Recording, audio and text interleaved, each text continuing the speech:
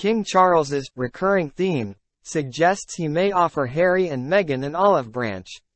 A royal author has said King Charles III has a proven track record of offering olive branches to family members, which goes back to his younger years. King Charles was one of the only royal family members to visit his great-uncle, Edward VIII, in France. The 74-year-old was reportedly keen to build bridges between his family, even urging the late Queen and Queen Mother to reconcile with Edward. Royal expert and author Gareth Russell claimed that, in a recent response to the King's handling of the Duke and Duchess of Sussex, he shows a recurring theme of extending olive branches to members of his family. Mr. Russell told Us Weekly, "I found out that in the late 1960s and early 1970s, when Charles was still pretty young, he was one of the only members of the royal family who was prepared to go over to Paris to visit his great-uncle, Edward VIII, and Wallis Simpson."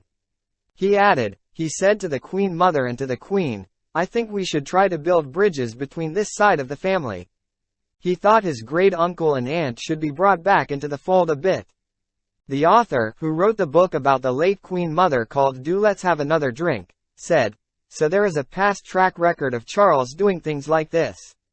In that sense, it tracks as consistent with what we know of him as a person." Mr. Russell then went on to discuss the Duke and Duchess of Sussex, stating that the pair could face similar circumstances to Edward VIII and Wallis Simpson.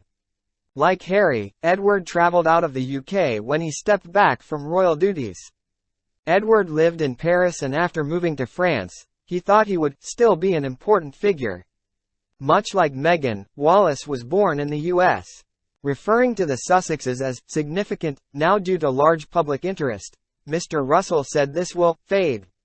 He said, "They will become insignificant in the way that Edward VIII became insignificant and very unhappy." It remains unknown whether Meghan and Harry will be in the UK for the King's coronation in May, but it has been confirmed that they have received an invite. Prince Harry made a surprise return to London today to attend in person a high-profile hearing at the Royal Courts of Justice. Harry is one of the high-profile individuals who in October last year announced they were bringing claims for misuse of private information against Associated newspapers.